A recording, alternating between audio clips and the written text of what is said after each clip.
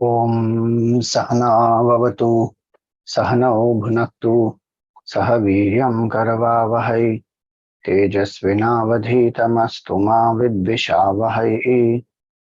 Om Shanti Shanti Shanti. Om Satchidananda Rupaya Vishvotpatyadihetave Tapatraya Vinashaya Shri Krishnaya Vayam Namaha. Samasta Jana Kalyane Niratam Karunamayam Namami Chinmayam Devam Sadgurum Brahma Vidvaram.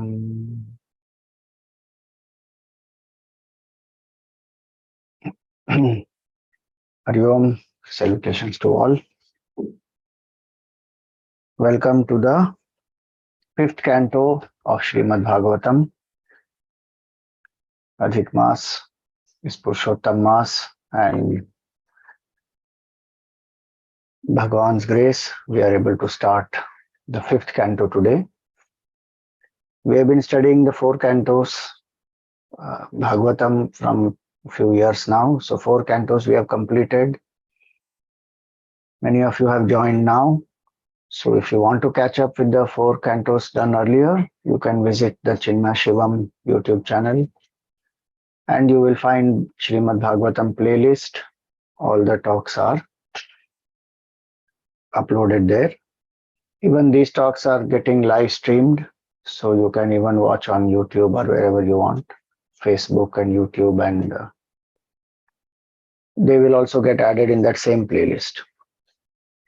So don't ask me for any links of a class which you have missed and all that. Go to Chinmay YouTube channel, Chinmay Shivam channel, and read it, watch it there. So, fifth canto. First canto is Adhikari Skandha, where we saw the qualifications of a seeker, a great seeker like Parikshit Raja, and to give the knowledge to him, the intensity with which he had, with which he was seeking this knowledge. Shukdev ji stayed in a place for 7 days and did the saptaha and gave him this knowledge. Otherwise, he doesn't stay in a place more than the time taken to milk a cow. That is what is said in the Bhagavatam. So Shukdev ji stayed, and this katha is being narrated by Shukdev ji to Parikshit Raja. In that we saw the different aspects. So we saw first canto was Adhikari Skand, and then the second canto is Sadhana Skand, ways and means to realize the supreme. Different sadhanas connected to the totality, etc. were explained. Then the third canto we saw is Sarga, or creation. So the primary creation. So Bhagavan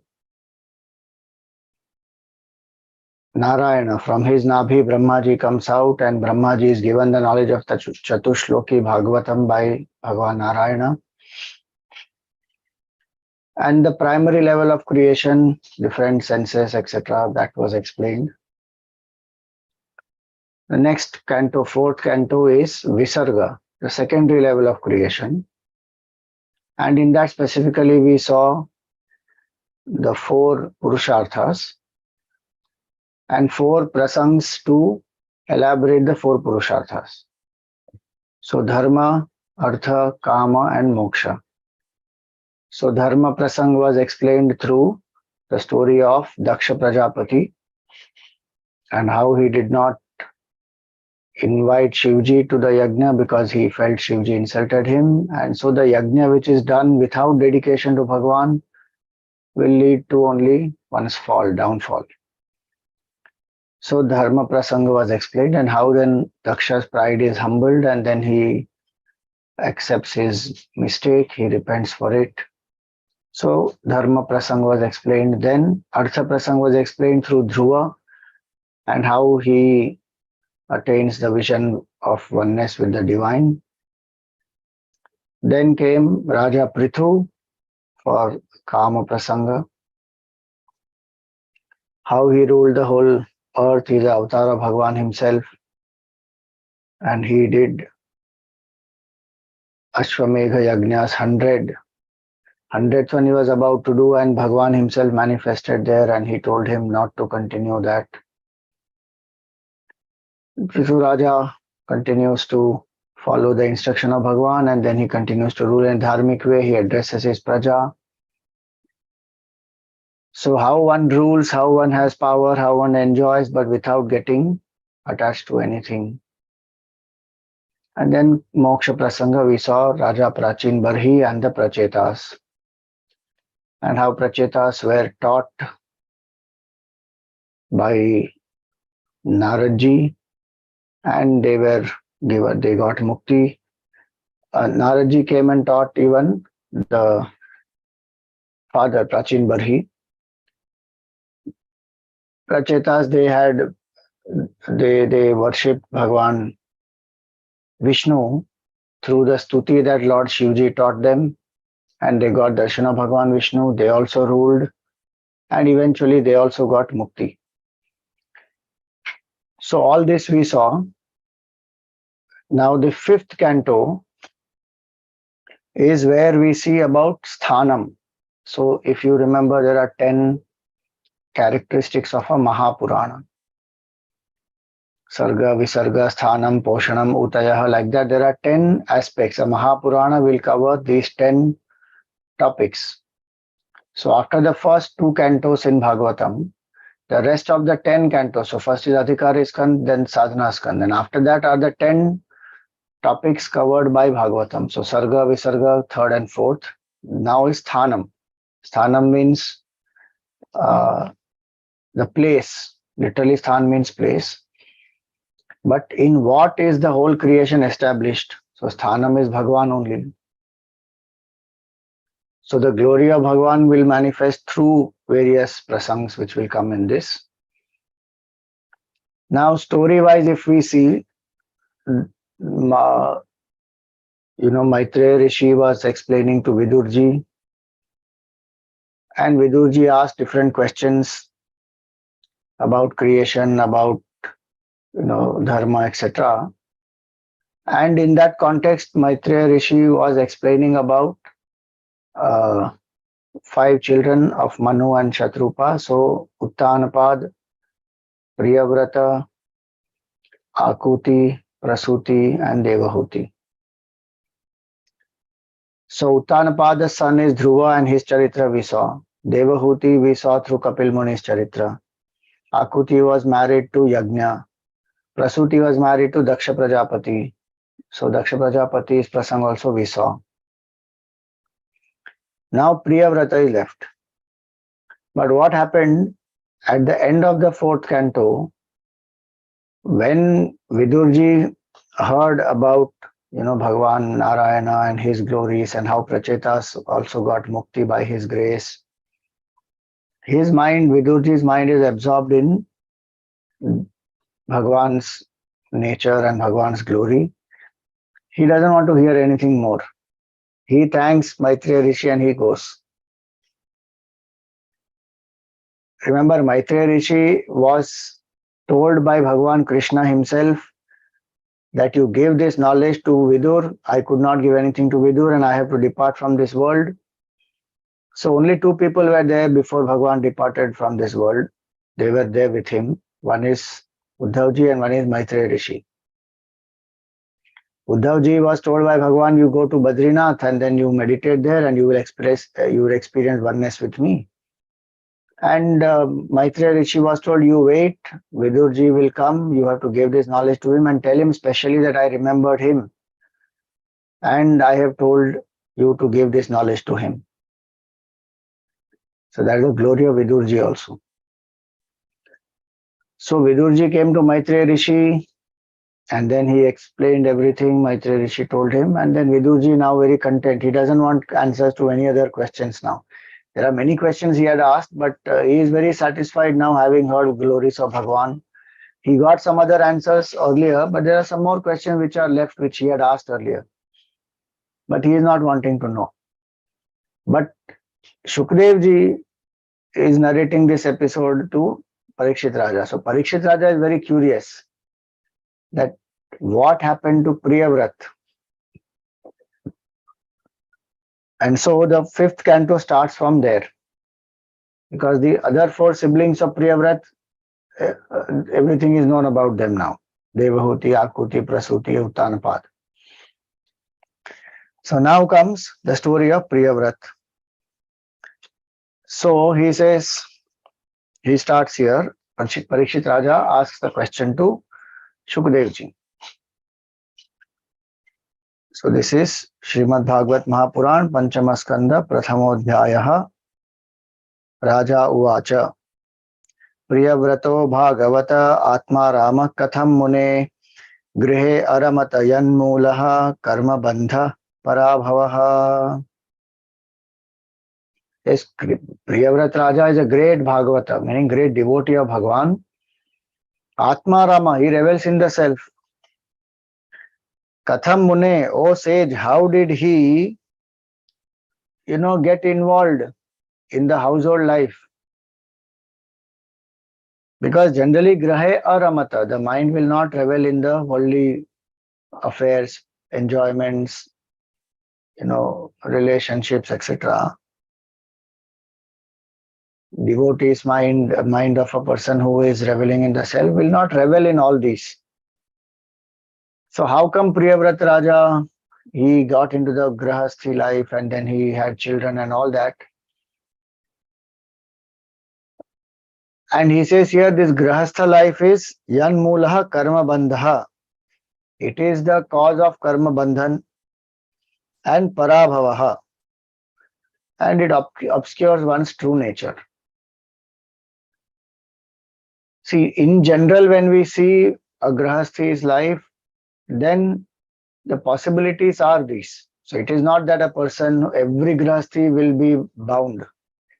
Most of our rishis are Grahasthis, so many sadhus, sannyasis, not sannyasis, so many sadhus, who are like Tukaramji and all of them, they are Grahasthis, they are not renunciates. So it is not that through Grahastha life one cannot realize the truth.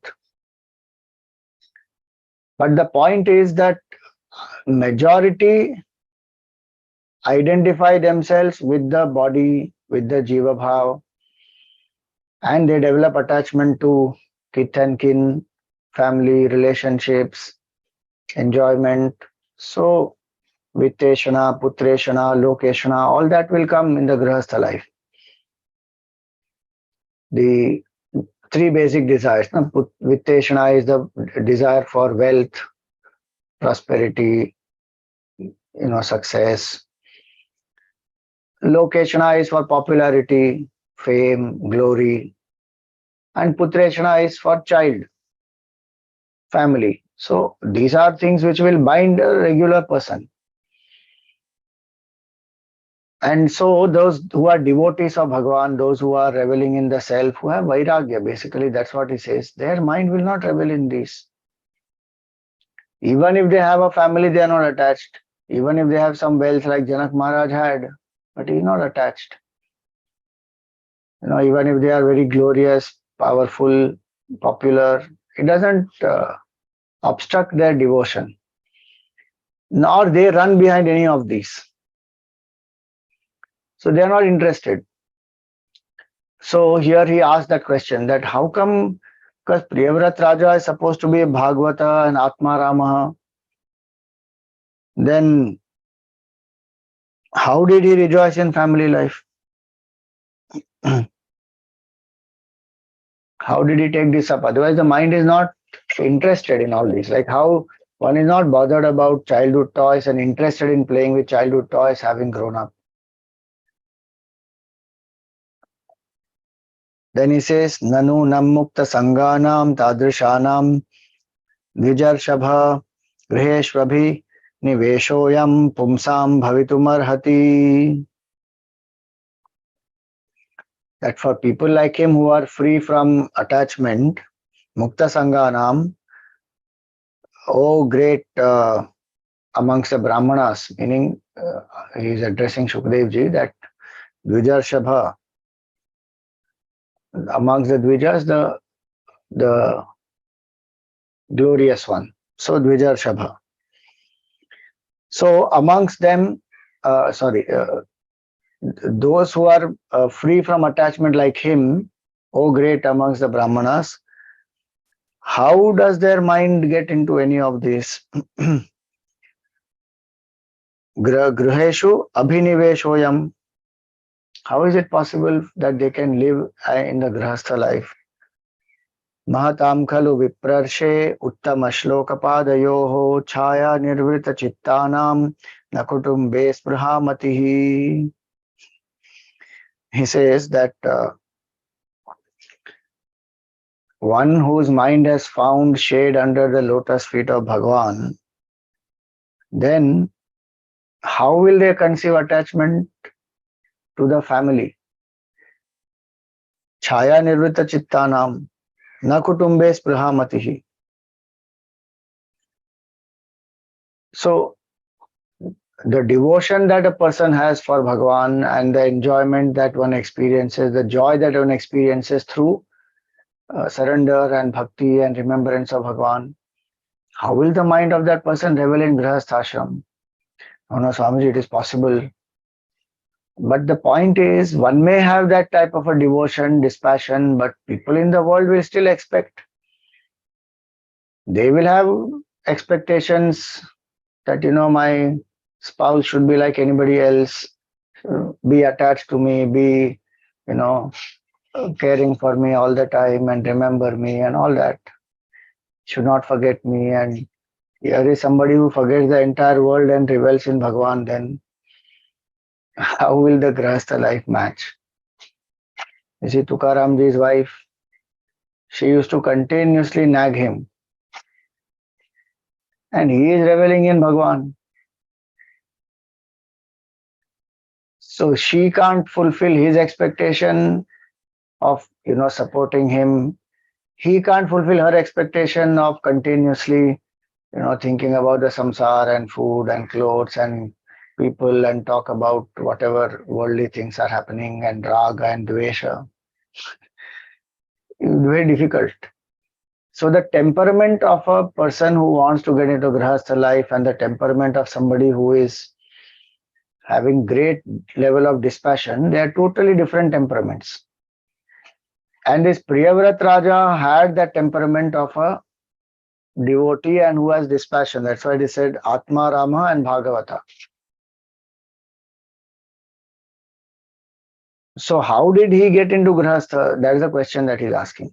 And also through that he's mentioning that how challenges are there in the life of a grahasthi. Dongre Maharaj gives one very nice example. He says that it is very difficult to maintain the bhav of samata and saman bhav, equanimity and equality, both in grahastha life. And he gives one very nice example saying that Bhagwan Krishna was a grahasthi, but actually he was a sannyasi living in the grahastha. Why? Because he was equal to all. He had equality also and he was maintaining equanimity also. And he gives one example where he says that, Bhagwan went as a Shanti Doot to Duryodhan, to the Sabha of the Kauravas. And there he tried his best to negotiate so that war doesn't happen.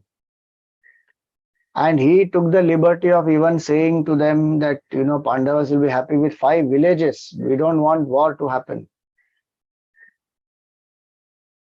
Imagine the destruction that war brought. 40 lakh male population wiped out. Male population. Just imagine what Arjuna asked in the first chapter of the Gita when he says that Pradushyanti kulastriyaha. That word when he says, that expression when he says, it means this, that the population, the demographics will change completely. The gender ratio of the male and female will completely get imbalanced. Because one shot the Kshatriya males, 40 lakhs of them finished in one war. what will happen to the society? Women, how many women will have young people, and marriage will happen, children, so many challenges will come. So they didn't want a war. And if you see, a lot of desire for a male child comes from this, because male population only was less. Point one. Point two, that male child is a Y chromosome. That Y chromosome has to be preserved. Even today, if you see, Y chromosome is under threat of extinction. That Y chromosome really needs to be preserved. Even today, if you check across the world, the gender ratio, the gender balance, Y chromosome is under a lot of danger of getting extinct. They extrapolate some data. I was reading some few days back. They extrapolate in this many years, the Y chromosome will disappear. So the point is, they didn't want a war. And Bhagwan tried his best, and forget understanding Bhagwan. This Duryodhan was so arrogant, he gave orders to capture Bhagwan. Bhagwan's kripa that he showed Duryodhan and Dhritarashtra and whoever was there his true Swarupa, and he, became huge in size, and then nobody was able to capture him. Obviously, who will capture Bhagwan?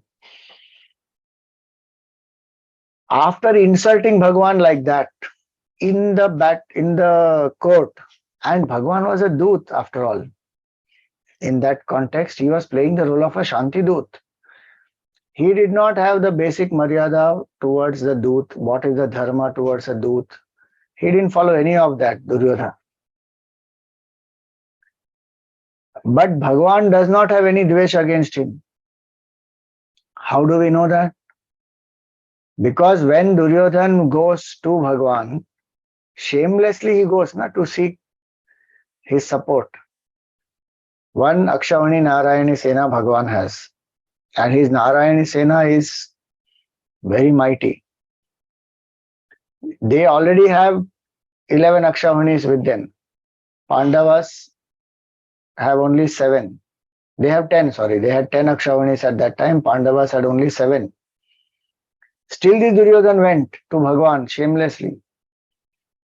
And Bhagwan did not say that I will not help you. That is what Dongre Maharaj says. That is the bhav of samata that Bhagwan, saman bhav he had. And he did not tell Duryodhana that why did you come to me? You never accepted my proposal. You tried to even capture me. You insulted me in front of everybody. I'm not going to help you. Get lost. He never said that. He didn't mention one word about that. So he says that type of a life of saman bhav, of having equanimity and equality in the vision, equanimity is not getting affected by the pairs of opposites. So when he was insulted, when he is coming, Duryodhana is coming to ask for his help. In both the situations, Bhagwan is not perturbed, disturbed. He lives as a master of all circumstances. He's never a victim. That type of equanimity and equality to treat Arjun and Duryodhana in the same way. He doesn't have partiality towards Arjun. He offers the choice. He says, on one hand, I will be there without lifting any arms. On the other hand, will be my Sena. You choose. And Arjun chooses Bhagwan. Duryodhana is very happy. Both of them got what they wanted. Ye yatha mam prapadyante tam tatheva bhajamyaham. Whoever approaches me with whatever bhav, I bless them with that. So Dongre Maharaj says that he is a sannyasi actually, living in the grahastha. Because this type of a attitude is very difficult to live in grahastha, because rag and dvesh will be there. Somebody or the other is troubling us and somebody is our favorite, and we are not able to have sama bhav. Our bhav becomes visham bhav it becomes. So in the grahastha there are inherent challenges, there is no doubt. But obviously people like Priyavrata and even Janak Maharaj or Ambrish Raja or Krishna Bhagwan himself, Bhagwan Ram, they all show how an ideal grahasti should be, and how grahastha can be a means of sadhana. But in general, it is difficult to live like that. Hence, the question of uh, Parikshit Raja to Shukdev ji, that how did he manage to live? And more importantly, the interest will not be there. How much can one talk, do some small talk, engage in some worldly things, even acquire so much of whatever power, position, name, fame, when one knows very clearly this is all immaterial, this is all illusory. So, the Atma Rama is said here, Bhagavata is said here, one who has tasted the nectar of Bhagwan's Nama and Rupa and Guna and Leela and all these, where one will run behind anything in the world. So he is wondering that how did Priyavrata Raja manage this? Samshayoyam Mahan Brahman Duragara Sutadishu Daragara Sutadishu Saktasya Yat Siddhirabhut Krishne Chamatirachuta. He says, I have this very big doubt, O great Brahmana, that how Priyavrata, he was attached to his wife, Dara, Agara, house, Suta, child. Then, how did he attain perfection? If he went into Grahastha, he had a wife, he had children, he had house, he had kingdom, he expanded the kingdom. Then, how did he attain this perfection? And how did he develop devotion to Lord Krishna? Now that's the question. So what does Sutraji answer now? See, this portion, till now we have not seen prose. We have seen different meters, but prose order we have not seen. In this chapter, in this canto, prose order comes now. So these are prose lines. Shukdev ji says, Shuka uvacha Badham Uktam Bhagavata Uttama Shlokasya Srimad Charanara Vinda Makaranda Rasa Aveshita Chetaso Bhagavata Paramahamsa Daita Katham Kinchid Antaraya Vihitam Swam Shivatamam Padavim Na Prayena Hinvanti. This is one line, prose order, not one shloka, one line. Don't worry, I'm not going to read every line. I will tell you the story, but just for you to know, okay, Bhagavat has this also.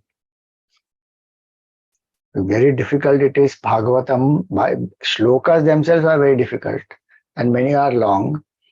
Sanskrit of that is much more difficult.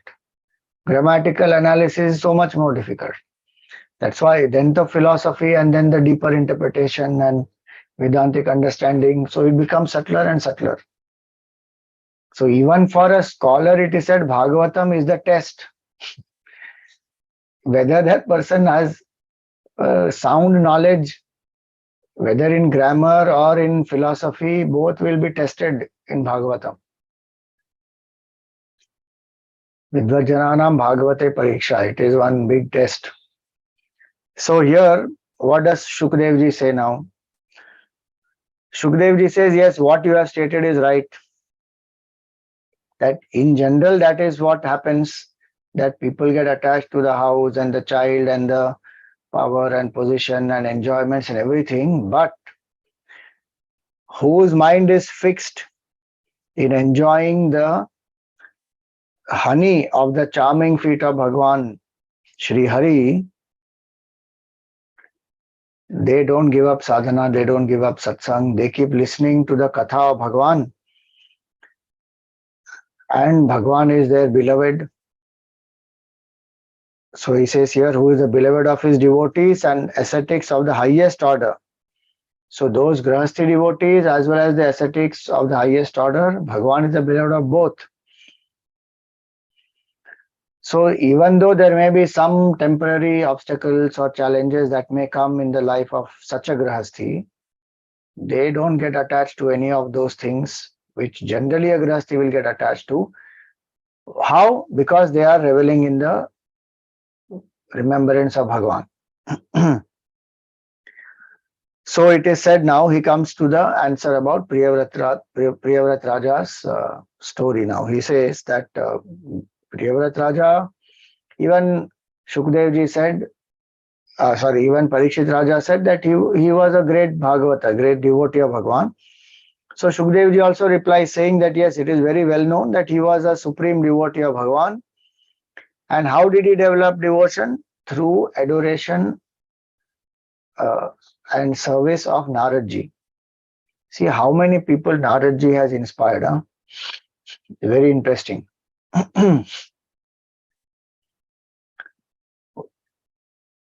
Till I started studying Bhagavatam and with the Ramayana, etc.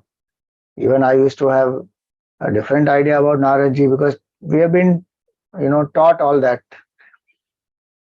And Narad means somebody who is very cunning. Gujarati they say Narad Veda kare che, meaning he makes people fight. Or people say, Narad Muni nahi banta, meaning don't be a Narad Muni and don't try to create some klesha here. As though Narad Muni tries to only create dvesha and klesha everywhere. Or we make fun of him saying Naradji is a simpleton, he keeps on saying Narayan, Narayan, Narayan. But that is our ignorance as Hindus. We don't know the glory of Naradji, the greatest missionary. And he is the one who has liberated so many people of different temperaments and adhikara and caliber.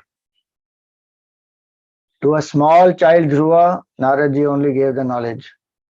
Mantra Om Namo Bhagavate Vasudevaya. To Ratnakar, a dacoit, he gave him Ram mantra, which became Mara. And because of Naradji's power, that Mara, though it is not a mantra, transforms Ratnakar into Valmiki. He is the one who told Vedavyasa Maharshi, the person who has compiled the entire Vedas and who has written 17 Puranas, 18 Upapuranas, but he was still feeling empty, incomplete. To him, Naradji said, write the Srimad Bhagavatam.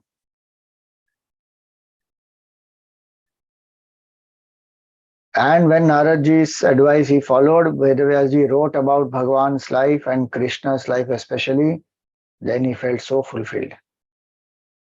We saw earlier chapter, Rachetas, Prachin Barhi Raja, all of them, they were blessed by Naradji, they got the knowledge from him.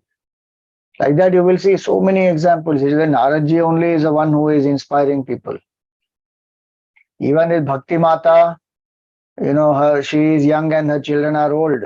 It's Naradji who comes there to, revive Jnana and Vairagya. So Naradji is a very, very sacred, important role to play, and he's a very divine person. We should always have that reverence for Naradji. Literally, the meaning of the word Narad is Naram Jnanam Dadati Sa Naradaha. Naram means Jnan. Jnan of what? Supreme Lord, Brahman, one infinite consciousness. And he is the one who gives not only knowledge, but he is the one who brings bhakti in the hearts of people. Because he himself is a great Bhagavata, great Bhakta of Bhagavan. And the only means to develop bhakti really is the satsang with the devotees of Bhagavan.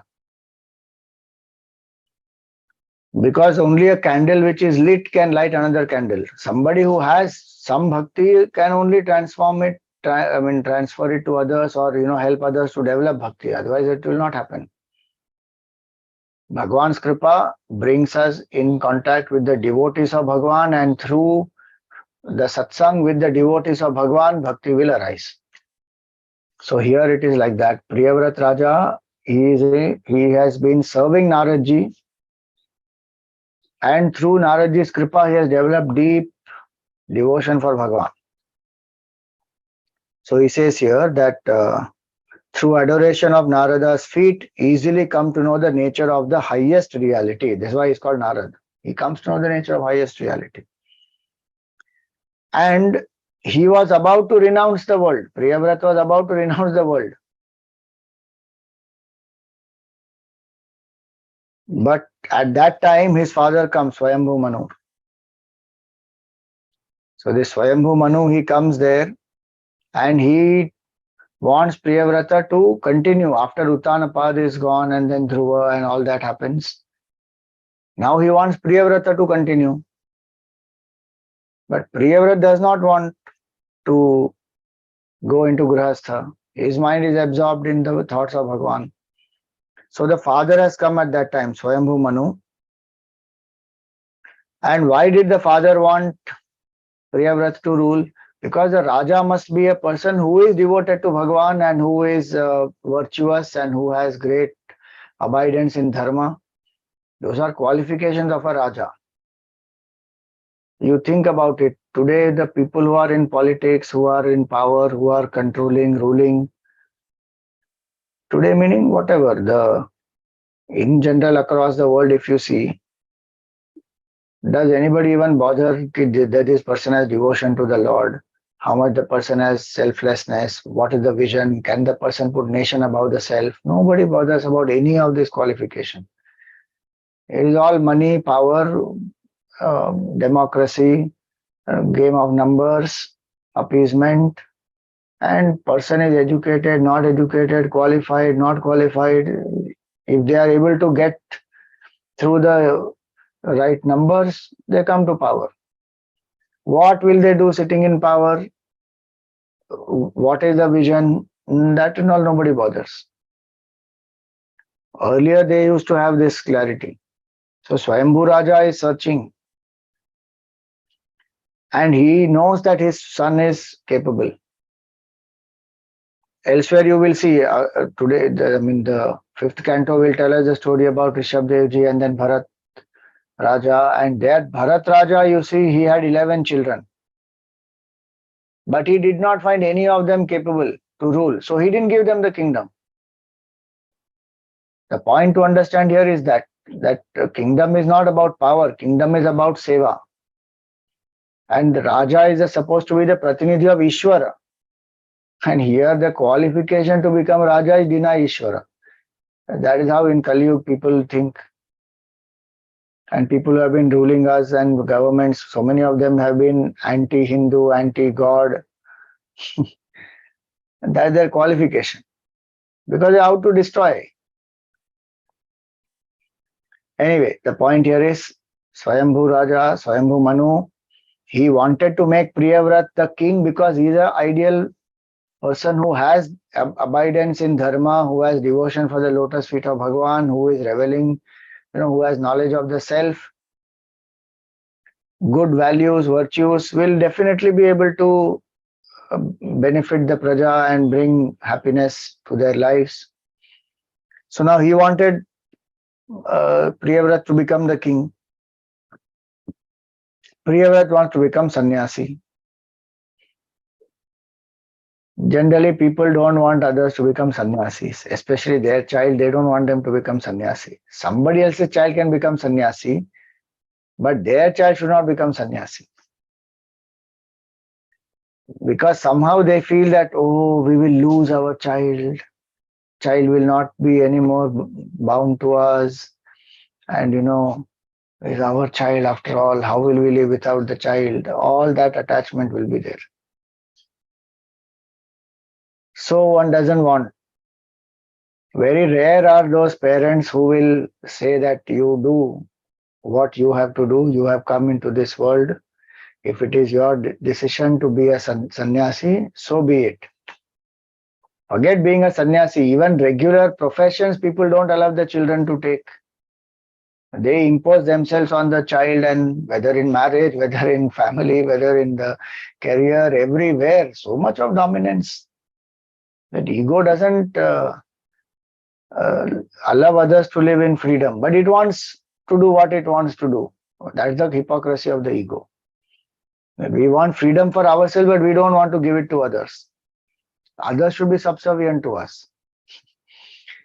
Manu Raja, when Swayambhu Manu, he has good intention only, but finally he also has some attachment to his son. He doesn't want him to become sannyasi. So he comes to Naradji.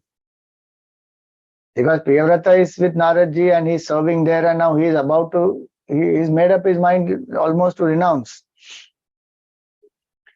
Now, this Swayambhu Raja does not welcome his idea to renounce it. Now, what happened? Priyavrata did not want to become the king because he thought that see, his senses, his mind, everything is dedicated to Bhagwan. He remembers Bhagwan, he worships Bhagwan, he revels in Katha of Bhagwan. He doesn't have that much of Rajoguna. So he thinks that if he takes up the position of a king, now once you take a position, you have to do the duties. There is administration, there is expansion, there is various things you have to do. So that will take away the reins of the government, would as though take him away from reveling in the truth and self. And anyway, that whole thing is a maya. Why will one want to engage with it? So Priyavrata did not want to become the king. Swayambhu Manu is thinking now what should be done. So at that time, Brahmaji comes there. So Brahmaji, he comes and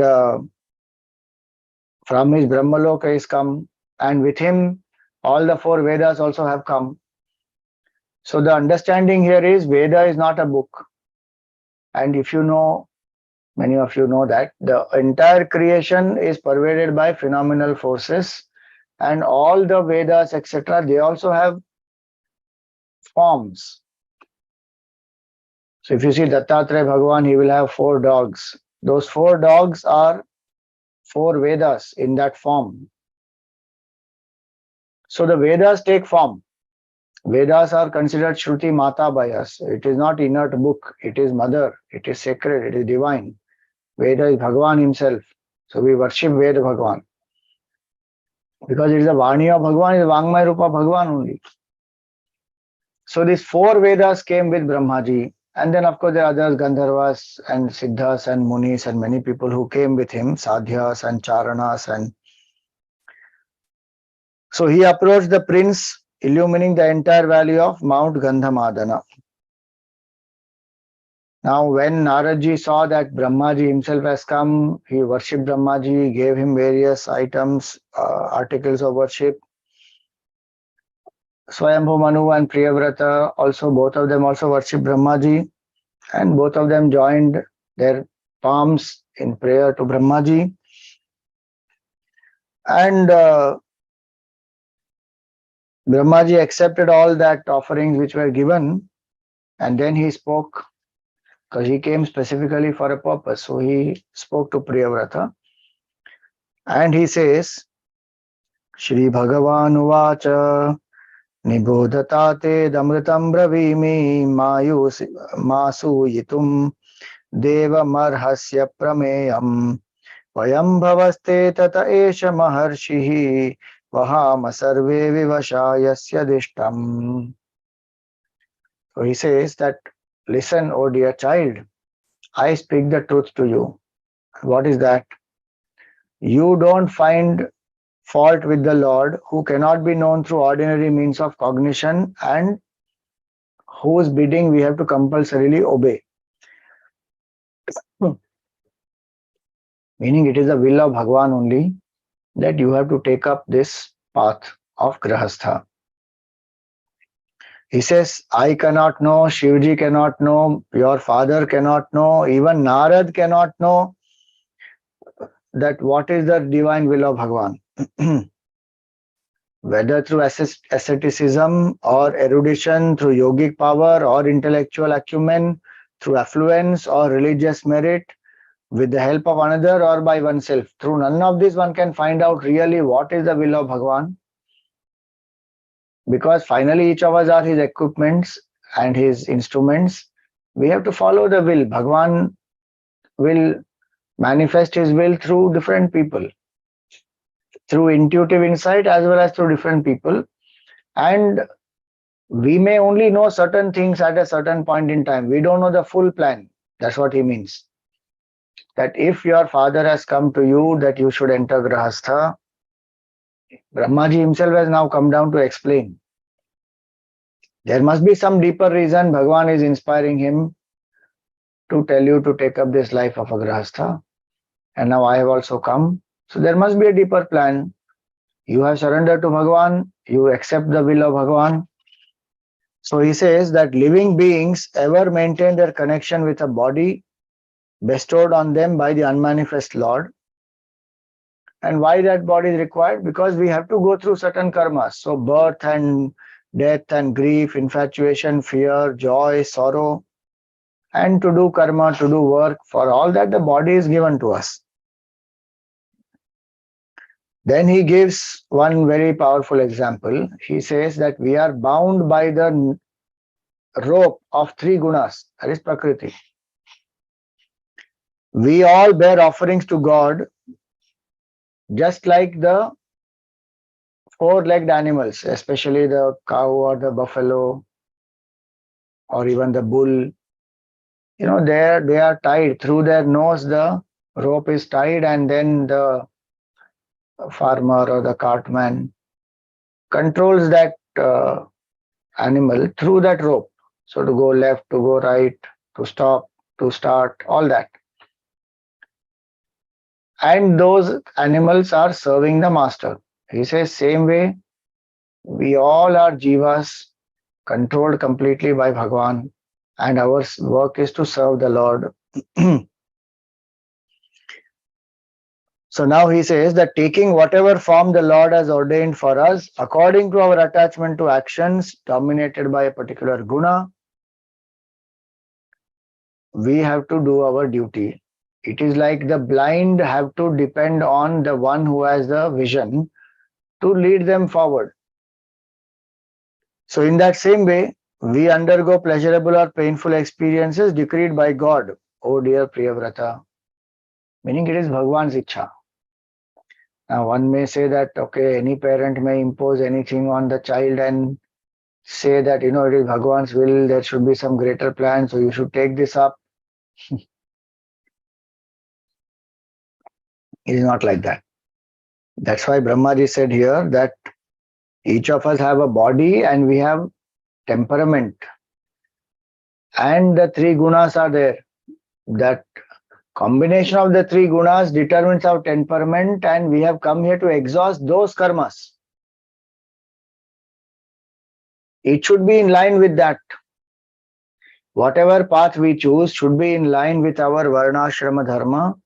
What is my temperament? Combination of sattva, rajas and tamas. It has to be as per that combination. I should choose which path to take, pravritti marg, nivritti marg. If I take pravritti, which career, which option, which work. So it has to be in line with that, and Bhagavan has given that body to us to exhaust karmas. And we should know how to exhaust the karmas such that we don't add new karmic bondage to us. While living in the world, we cannot be without action. And especially when one gets into the pravritti marg, then one has to do action. But then how to ensure that the action is such it will exhaust the past karmas and it will not create new karmas? If I am a grahasti, I should practice karma yoga and dedicate actions to Bhagavan, then it will not affect me. Existing vasanas will get exhausted, new vasanas will not get created. Because I don't do it for I, me and mine, I do it dedicated to Bhagavan. Bhagavan put me here, I am doing my best. For whom? For Bhagavan. And as one goes deeper, by whom? By Bhagavan only. I am zero. If one comes to that, one will experience oneness with the Supreme. So whether through path of pravritti, which is karma yoga, is the sadhana here, or through nivritti, where nididhyasana is the sadhana, through either of them, one will come to the divine only. So he says, you recognize the will of Bhagavan as per your temperament, take up something which has to be done, and know that it is all happening by the will of Bhagavan. So he gives another example. Reaping the fruit of his destiny without identifying himself with the body, even a liberated soul maintains it till that destiny has been reaped. An example is, even as somebody who has woken up from the dream uh, may not be actively seeing the dream, but what happens? That person still remembers what one went through in the dream, and he no longer indulges in actions or cravings which may invest him with another body. So they live in such a way that they understand this is an illusion, so they don't have cravings, so that does not create new karmic bondage which will require new bodies. So even a Jivan Mukta lives abiding in the self, doing some karma as per the temperament and the the stage of life in which they are. What is the way in which they remain unaffected by it? They remain absorbed in Bhagwan, they remain thinking about Bhagwan, and they let the prarabdha manifest itself, because there is no choice. It is, prarabdha means what has already begun, prakarshena arabdha, that you cannot stop, that one has to exhaust. So the example given is like the arrow. Now arrow has left the bow, bullet has left the gun, you can't call it back, it is gone now. Before shooting, before leaving the arrow, one should have thought and aimed properly and then decided whether I should shoot, not shoot. But once it is shot, over, it will go. So prarabdha is there, and we have come here to exhaust certain karmas. So you may like to revel in the name of Bhagwan, in the roop of Bhagwan, and do sadhana, but you have come with certain baggage, certain temperament. So you have to identify according to that and do what needs to be done. The mind may feel very happy, but one still does not know sometimes whether it is really a deep spiritual urge, or it is the mind is getting into tamas.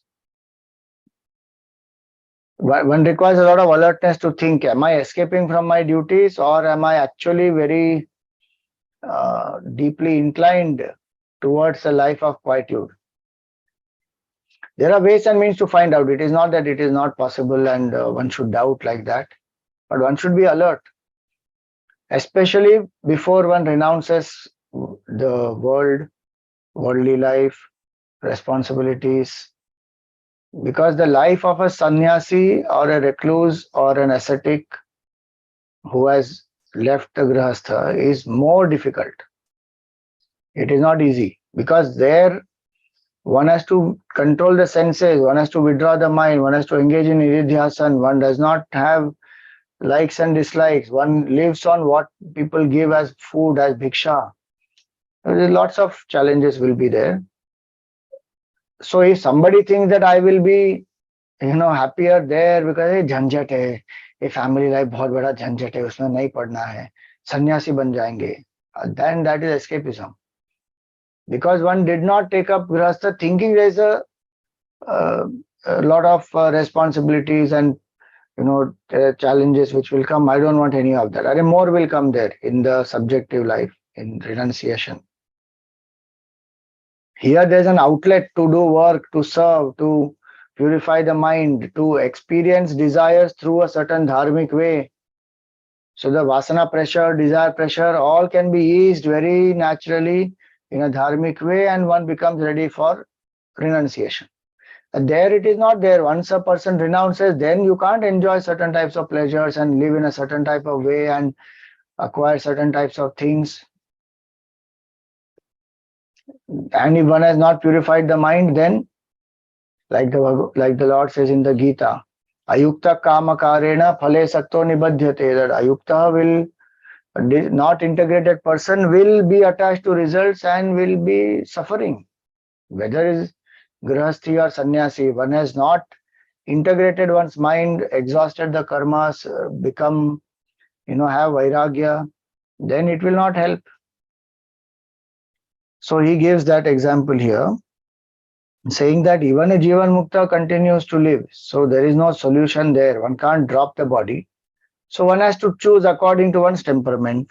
Then he says, somebody who has not been able to subdue the senses is a victim of the senses. That person is exposed to fear of rebirth. Though he may be a renunciate, he may go from forest to forest, but the senses are not controlled. Now, for that person, there is a big challenge. Then he says the six internal force, that is five senses and the mind, they have not been controlled by him. So even if that person renounces the house, that person will have a lot of trouble. On the contrary, if somebody is living in the grahastha, in a dharmic way, is subduing the mind and the senses, grahastha will not bind that person. So he says that. On the other hand, what harm can the home do to the wise man who has subdued his senses and delights in the self? Now, please remember this, very important it is to live like this, subduing the senses and the mind. Subduing meaning not suppressing, sublimating. Doing things dharmically. Enjoy artha and kama with dharma, not with adharma, not doing prohibited things, not, indulging excessively and draining one's energy, none of that. Now some people say, this is what we will do. Bhagavan said you can realize truth living in the grahastha. No doubt one can realize, but he also said develop detachment, control the senses and the mind.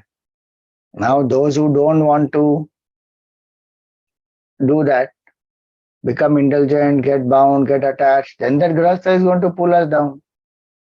Then it will create further cycle of birth and death. So Priyavrata Raja was to become the king.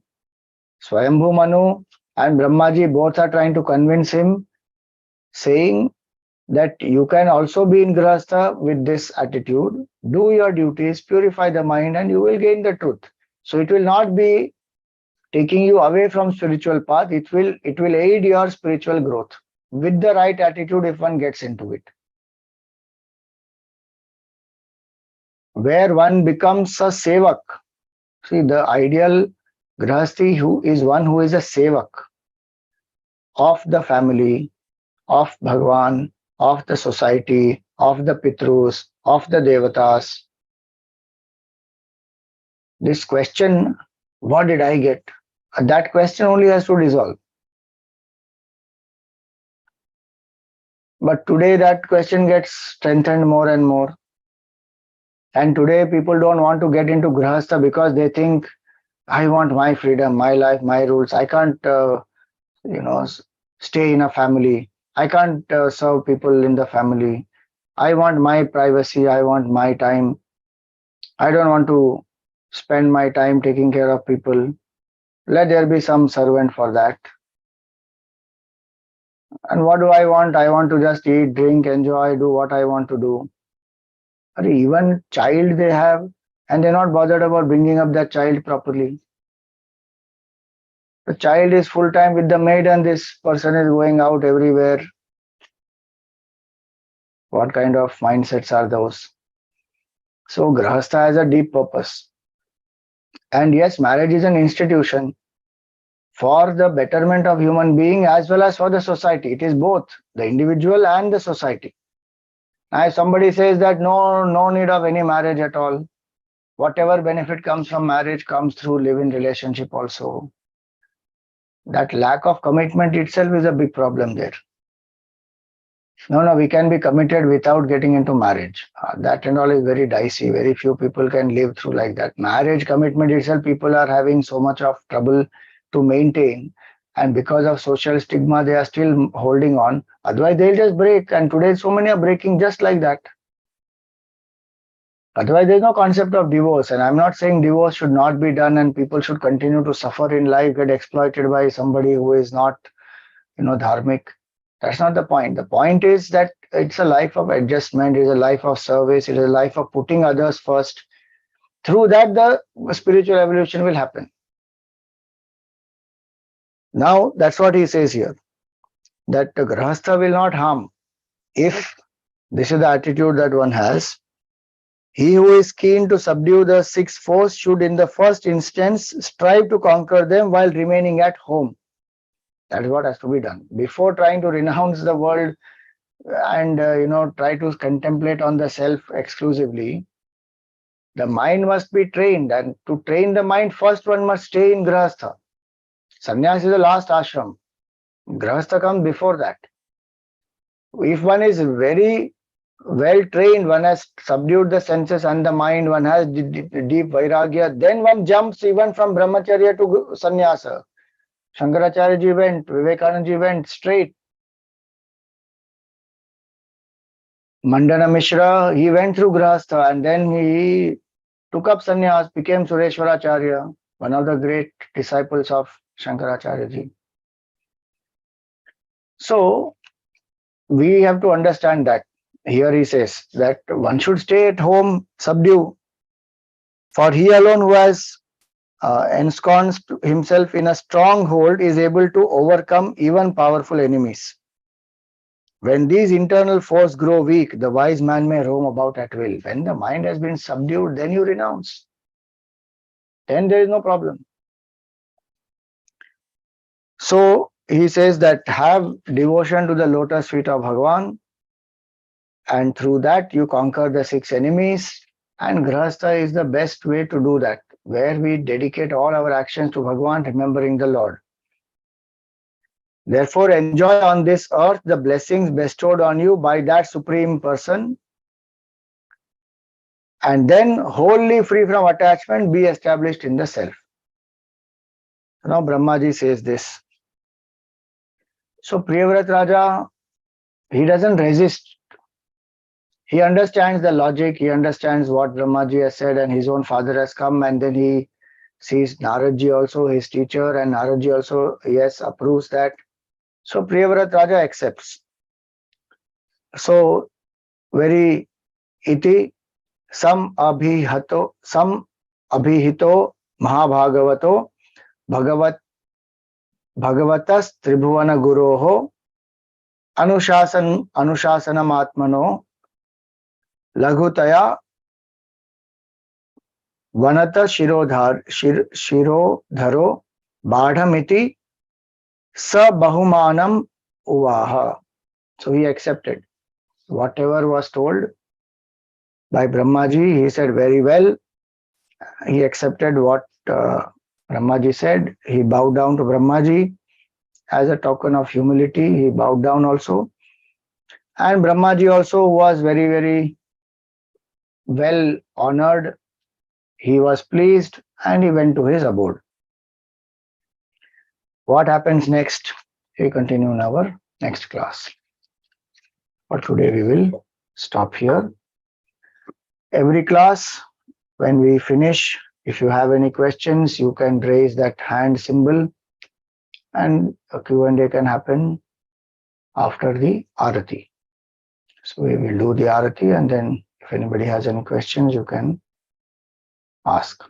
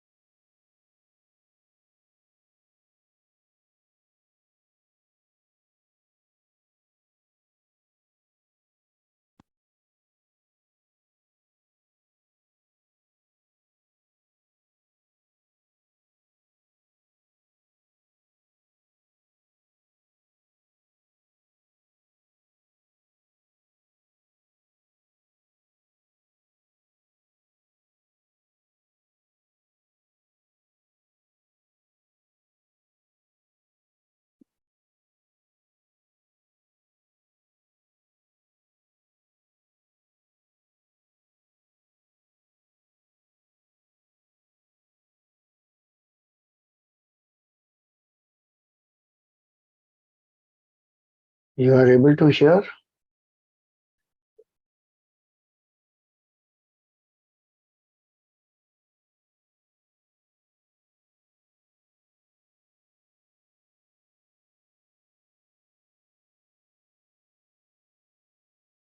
You're not able to hear even now?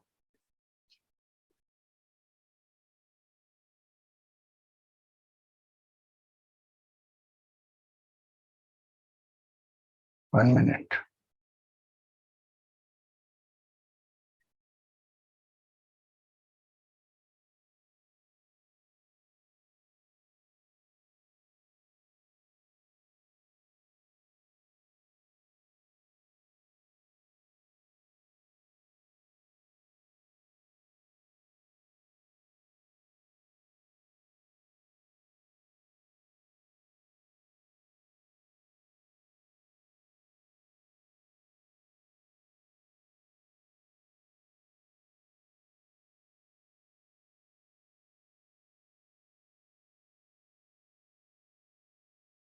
Happen.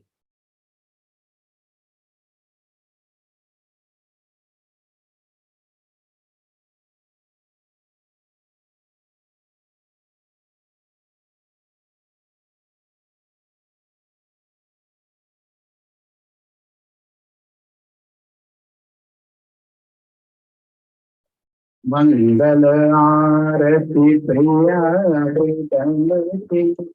मंगल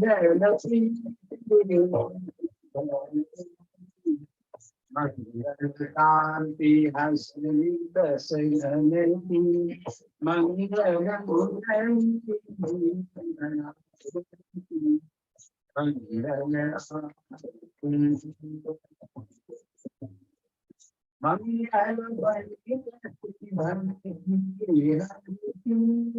मंगल सेवा सब सरस्वती मंगल शिव चंद्रकांति मंगल सभी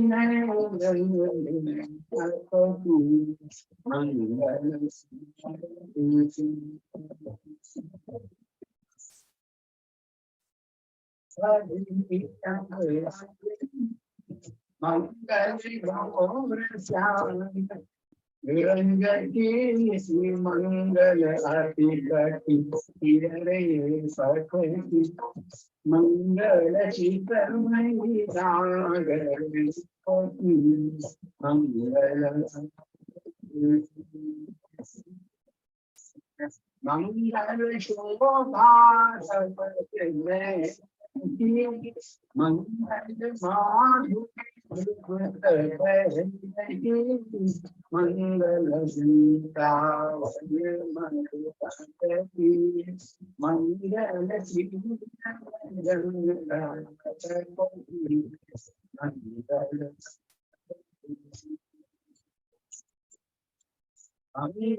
चरण मंगल मंगल सुगल प्रिया मंगल श्री राधा मंगल शांति प्रिया मंगल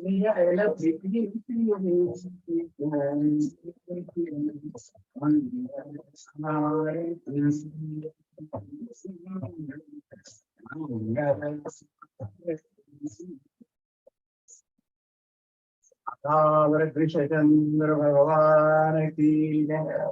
ओम तत्र सूर्यो भाति न चंद्र तारकम् नीमा विद्युतो भान्ति कुतो यमग्निः तमेव भान्तमनुभाति सर्वम् तस्य भाता सर्वमिदं विभाति सद्गुरुनाथ महाराज की।